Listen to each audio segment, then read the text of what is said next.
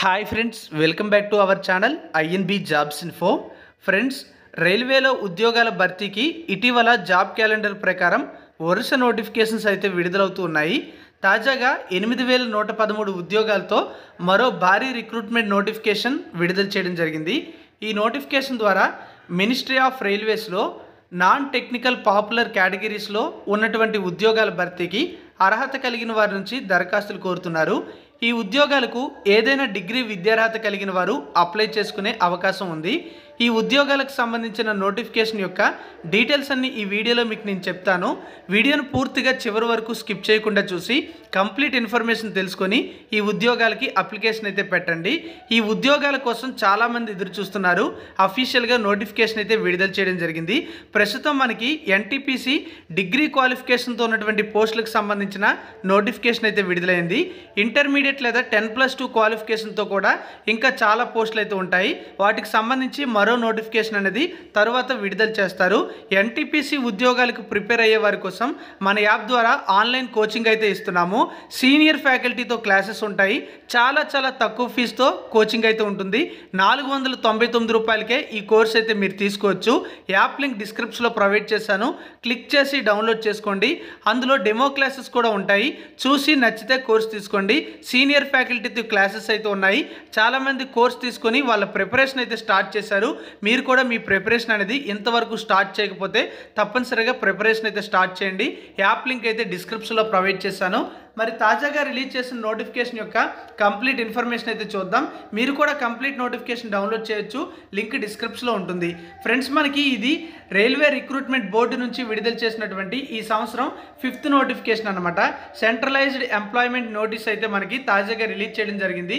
Non technical popular category ఉద్యోగాల భర్తీ కోసం ఈ నోటిఫికేషన్ అయితే విడుదల చేయడం జరిగింది. ఇందులో మనం చూసుకున్నట్లయితే చాలా రకాల ఉద్యోగాలు అయితే భర్తీ చేస్తున్నారు. ఈ ఉద్యోగాలకి అర్హులైన వాళ్ళు సెప్టెంబర్ 14వ తేదీ నుంచి ఆన్లైన్లో అప్లికేషన్ అయితే సబ్మిట్ చేసుకోవచ్చు. అప్లికేషన్ చివరి తేదీ అక్టోబర్ 13వ తేదీ వరకు కూడా ఇచ్చారు. అప్లికేషన్ ఫీజు మనం చూసుకుంటే అక్టోబర్ 14 నుంచి 15వ తేదీ వరకు కూడా మనకి లాస్ట్ డేట్ అయితే ఉంటుంది. అదేవిధంగా మనం చూసుకుంటే ఈ పోస్టులకి అప్లై చేసుకున్నటువంటి అభ్యర్థులు అక్టోబర్ 16 నుంచి అక్టోబర్ 25వ తేదీ మధ్య అప్లికేషన్లో ఏమైనా సరే మాడిఫికేషన్స్ చేయాలంటే మాడిఫికేషన్స్ కూడా చేయడానికి అవకాశం అయితే ఉంటుంది. మరి ఈ ఉద్యోగాలు ఏంటి అనేది మనం చూసుకున్నట్లయితే తాజాగా విడుదల చేసిన ఈ నోటిఫికేషన్ ద్వారా chief commercial come ticket supervisor, station master, goods train manager, junior account assistant cum typist మరియు సీనియర్ క్లర్క్ కమ్ టైపిస్ట్ అనే ఉద్యోగాలను భర్తీ చేసేందుకు అర్హులైన వారి నుంచి దరఖాస్తులు అయితే కోరుతున్నారు. ఇందులో chief commercial come ticket supervisor ఉద్యోగాలు మరియు స్టేషన్ మాస్టర్ ఉద్యోగాలకు లెవెల్ 6 ప్రకారం మనకి పే స్కేల్ అయితే ఉంటుంది. అంటే 35,400 ఇనీషియల్ పే స్కేల్ అయితే ఉండడం జరుగుతుంది. ఈ ఉద్యోగాల్లో మనం చూసుకుంటే మిగతా ఉద్యోగాలన్నింటికీ కూడా 29,200తో ఇనీషియల్ పే స్కేల్ అయితే ఉంటుంది. ఏ పోస్టులు ఎన్ని ఉన్నాయని చూసినట్లయితే chief commercial come ticket supervisor ఉద్యోగాలు 1736 వేకెన్సీస్ ఉన్నాయి. స్టేషన్ మాస్టర్ ఉద్యోగాలు 994 ఉద్యోగాలు ఉన్నాయి. గూడ్స్ ట్రైన్ మేనేజర్ ఉద్యోగాలు 3144 ఉద్యోగాలు ఉన్నాయి. Junior account assistant cum typist ఉద్యోగాలు 1507 పోస్టులు ఉన్నాయి. సీనియర్ క్లర్క్ కమ్ టైపిస్ట్ ఉద్యోగాలు 732 ఉద్యోగాలు ఉన్నాయి. టోటల్గా 8,113 ఉద్యోగాల భర్తీ కోసం ఈ నోటిఫికేషన్ అయితే విడుదల చేయడం జరిగింది. ఈ పోస్టులకు గతంలో ఇచ్చే నోటిఫికేషన్స్లో 18 నుంచి 33 సంవత్సరాల వరకు మాత్రమే ఏజ్ ఎలిజిబిలిటీ అయితే ఇచ్చేవారు. అయితే ఇప్పుడు మనకి కోవిడ్ పాండమిక్ సిచ్యువేషన్ని కూడా పరిగణలోకి తీసుకొని 3 సంవత్సరాలు యాడ్ చేశారు. అంటే 18 నుంచి 36 సంవత్సరాల వరకు కూడా ఏజ్ ఉన్నవారు ఈ ఉద్యోగాలకి అప్లై చేసుకోవచ్చు. అలాగే ఏజ్ రిలాక్సేషన్ కూడా యాజ్ పర్ కండిషన్స్ మనకి వర్తించడం అయితే జరుగుతుంది. ఈ పోస్టులకు సంబంధించి మనకి చాలా ఇంపార్టెంట్ డీటెయిల్స్ అయితే ఉన్నాయి. అవన్నీ కూడా మనం అయితే నోటిఫికేషన్ చివరి వరకు కూడా చూస్తే క్లియర్గా తెలుస్తాయన్నమాట. ఈ ఉద్యోగాలకు సంబంధించిన సెలక్షన్ ప్రాసెస్ ఎలా ఉంటుంది ఇవన్నీ కూడా మనకి నోటిఫికేషన్లో ఉంటాయి. ముఖ్యంగా ఇందులో CBT1, CBT2 2 పరీక్షలు అయితే ఉంటాయి. ఆ తర్వాత కొన్ని ఉద్యోగాలకి టైపింగ్ టెస్ట్ లేదా స్కిల్ టెస్ట్ అయితే కండక్ట్ చేస్తారు. తర్వాత డాక్యుమెంట్ వెరిఫికేషన్, మెడికల్ ఎగ్జామినేషన్ వంటి వాటి ఆధారంగా ఈ ఉద్యోగాలకు సంబంధించిన పూర్తి సెలక్షన్ అయితే కంప్లీట్ చేస్తారు. CBT1 ఎవరైతే రాస్తారో వారి నుంచి షార్ట్ లిస్ట్ చేసి CBT2కు 1:15 రేషియోలు, అంటే ఒక పోస్టుకి 15 మంది చొప్పున CBT2కి షార్ట్ లిస్ట్ అయితే చేస్తారు.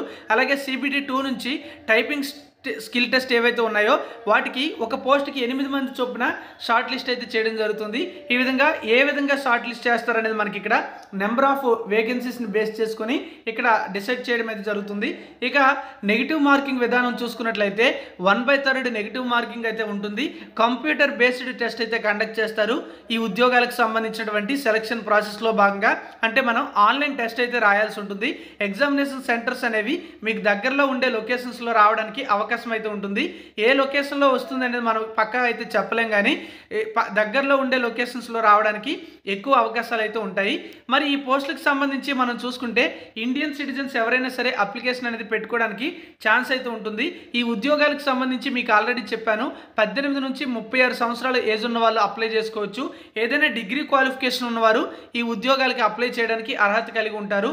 ఇక రిజర్వేషన్ల వారీగా డేట్ ఆఫ్ బర్త్ల పరంగా ఈ ఏజ్ మనం చూసుకున్నట్లయితే యూఆర్ అండ్ ఈడబ్ల్యూఎస్ క్యాండిడేట్స్ అయినట్లయితే వారి యొక్క ఆ డేట్ ఆఫ్ బర్త్ అనేది 1989 జనవరి 2 తర్వాత ఉన్నట్లయితే వాళ్ళు ఈ పోస్టులకి అప్లై చేసుకోగలుగుతారు. అదే OBC non creamy layer candidates అయితే 1986 జనవరి 2 తర్వాత డేట్ ఆఫ్ బర్త్ కలిగి ఉంటే వాళ్ళు ఈ పోస్టులకి అప్లై చేసుకోగలుగుతారు. అదేవిధంగా ఎస్సీ ఎస్టీ క్యాండిడేట్స్ అయితే 1984 జనవరి 2 తర్వాత డేట్ ఆఫ్ బర్త్ కలిగి ఉంటే అప్లై చేసుకోవచ్చు. మరి ఈ పోస్టులకు సంబంధించి మనం చూసుకున్నట్లయితే లోవర్ ఏజ్ లిమిట్ అనేది అన్ని రకాల కేటగిరీ అభ్యర్థులకి కూడా 2007 జనవరి 1 నుంచి అంటే ఆ తేదీ నుంచి కూడా మనకి క్యాలిక్యులేట్ అయితే చేయడం జరుగుతుంది. ఇక మనం చూసుకున్నట్లయితే ఏజ్ రిలాక్సేషన్ కూడా మీకు నేను చెప్పాను. ఓబీసీ నాన్ క్రీమీ లేయర్ క్యాండిడేట్స్కి 3 ఇయర్స్, ఎస్సీ ఎస్టీ క్యాండిడేట్స్కి 5 ఇయర్స్, పీడబ్ల్యూబీడీ క్యాండిడేట్స్ అయినట్లయితే మరో 10 ఇయర్స్ ఏజ్ రిలాక్సేషన్ అనేది నిబంధనల ప్రకారం వర్తించడం అయితే జరుగుతుంది. ఎడ్యుకేషనల్ క్వాలిఫికేషన్ అనేది ఎనీ డిగ్రీ క్వాలిఫికేషన్ అయితే ఉండాలి. లాస్ట్ డేట్ ఆఫ్ అప్లికేషన్ ఏదైతే ఉంటుందో అంటే అక్టోబర్ 13 నాటికి ఎవరైతే డిగ్రీ క్వాలిఫికేషన్ కలిగి ఉంటారో వాళ్ళందరూ కూడా ఈ ఉద్యోగాలకి అప్లై చేసుకోవడానికి అర్హులైతే అవుతారు. ఎవరైతే రిజల్ట్స్ కోసం ఎదురు చూస్తున్నారో వాళ్ళ యొక్క క్వాలిఫికేషన్ కూడా ఆ డేట్ నాటికి కంప్లీట్ అయితే అయిపోవాలి. ఆ తర్వాత ఇంకా రిజల్ట్స్ వస్తాయి అనే వాళ్ళు మాత్రం ఈ పోస్టులకి అప్లై చేయడానికి ఎలిజిబిలిటీ అయితే ఉండదు. ఎగ్జామినేషన్ ఫీజు విషయానికి వచ్చినట్లయితే పీడబ్ల్యూబీడీ క్యాండిడేట్స్కి, ఫిమేల్ క్యాండిడేట్స్కి, ట్రాన్స్జెండర్స్కి, ఎక్స్ సర్వీస్ మ్యాన్ క్యాండిడేట్స్కి, అలాగే ఎస్సీ ఎస్టీ అభ్యర్థులకు, మైనారిటీలకు, ఎకనామికల్లీ బ్యాక్వర్డ్ క్లాసెస్కి వీళ్ళందరికీ కూడా 250 రూపీస్ ఫీజు అయితే ఉంటుంది. అలాగే మిగతా క్యాండిడేట్స్ ఎవరైతే ఉంటారో యూఆర్ మరియు ఓబీసీ మరియు ఈడబ్ల్యూఎస్ క్యాండిడేట్స్ ఎవరైతే ఉంటారో వీళ్ళందరికీ కూడా 500 రూపీస్ ఫీజు అయితే ఉంటుంది. వీళ్ళు CBT1 ఎగ్జామ్ రాసిన తర్వాత వాళ్ళ యొక్క ఫీజు అనేది రిఫండ్ చేస్తారు. ఎవరైతే ఇక 250 రూపీస్ ఫీజు పే చేస్తున్నారో వాళ్ళకి బ్యాంక్ ఛార్జెస్ మినహాయించి కంప్లీట్ ఫీజు అనేది రిఫండ్ అవుతుంది. మిగతా క్యాండిడేట్స్ 500 పే చేసే వాళ్ళకి 400 రూపీస్ అనేది బ్యాంక్ ఛార్జెస్ మినహాయించి రిఫండ్ చేయడం అయితే జరుగుతుంది. ఈ విధంగా మనకి ఫీజు కూడా రిఫండ్ ప్రాసెస్ అయితే ఉంటుంది. ఈ యొక్క ఫీజు కూడా మీరు ఆన్లైన్లోనే అప్లై చేసే టైంలో పే చేసేయచ్చు అనమాట. అదేవిధంగా ఈ పోస్టులకు సంబంధించి అన్ని రిజర్వేషన్స్ కూడా అప్లికబుల్ అవుతాయి. దానికి సంబంధించిన డీటెయిల్స్ అన్ని కూడా మనకి ఇక్కడ క్లియర్గా తెలియజేయడం అయితే జరిగింది. అంటే EWS, ex service man, PWBD ఈ క్యాండిడేట్స్ ఎక్స్ సర్వీస్ మ్యాన్లు ఇక్కడ ఉంటారు కదా, వీళ్ళందరికీ కూడా ఈ రిజర్వేషన్స్ అనేవి అప్లికబుల్ అయితే అవుతాయి. వాటికి సంబంధించిన డీటెయిల్స్ అనేవి మనం ఇక్కడ క్లియర్గా నోటిఫికేషన్లో అయితే చూడొచ్చు. మరి ఈ పోస్టులకు సంబంధించి మరికొంత సెలక్షన్ ప్రాసెస్ చూసుకుంటే CBT1 ఎగ్జామ్లో మొత్తం 90 నిమిషాలకు ఎగ్జామ్ అయితే కండక్ట్ చేస్తారు. 100 క్వశ్చన్స్ అయితే ఇస్తారు. జనరల్ అవేర్నెస్ నుంచి 40 క్వశ్చన్స్ వస్తాయి. మ్యాథమెటిక్స్ నుంచి 30 క్వశ్చన్స్ వస్తాయి. జనరల్ ఇంటెలిజెన్స్ మరియు రీజనింగ్ నుంచి 30 క్వశ్చన్స్ అయితే వస్తాయి. ఇక్కడ మనకి ప్రతి ప్రశ్నకి కూడా ఒక మార్క్ అయితే ఉంటుంది. 1/3 నెగిటివ్ మార్కింగ్ విధానం అయితే అప్లికబుల్ అయితే అవుతుంది. దీనికి సంబంధించిన సిలబస్ కూడా మనకు నోటిఫికేషన్లు ఇచ్చారు. Mathematics, general intelligence and reasoning, general awareness ఇలాంటి సిలబస్ వైజ్ మనకి టాపిక్ వైజ్ అయితే ఇవ్వడం జరిగింది. అలాగే ఇక్కడ మనం చూసుకుంటే CBT1 నుంచి 1:15 రేషియోలో అంటే ఒక పోస్ట్కి 15 మంది చొప్పున CBT2కి షార్ట్ లిస్ట్ అయితే చేస్తారు. ఇందులో మనం చూసుకుంటే 90 నిమిషాలు అయితే ఎగ్జామ్ కండక్ట్ చేస్తారు. జనరల్ అవేర్నెస్ నుంచి 50 క్వశ్చన్స్ వస్తాయి. మ్యాథమెటిక్స్ నుంచి 50 క్వశ్చన్స్ వస్తాయి. జనరల్ ఇంటెలిజెన్స్ అండ్ రీజనింగ్ నుంచి 35 క్వశ్చన్స్ వస్తాయి. టోటల్గా 120 క్వశ్చన్స్ అయితే రావడం జరుగుతుంది. ఇక్కడ కూడా మనం చూసుకున్నట్లయితే 1/3 నెగిటివ్ మార్కింగ్ విధానం అనేది అప్లికబుల్ అయితే అవుతుంది. సిలబస్ అనేది మనకి క్లియర్గా నోటిఫికేషన్లు ఇవ్వడం జరిగింది. మీరు కావాలంటే చూడొచ్చు. తర్వాత టైపింగ్ స్కిల్ టెస్ట్ అయితే కండక్ట్ చేస్తారు.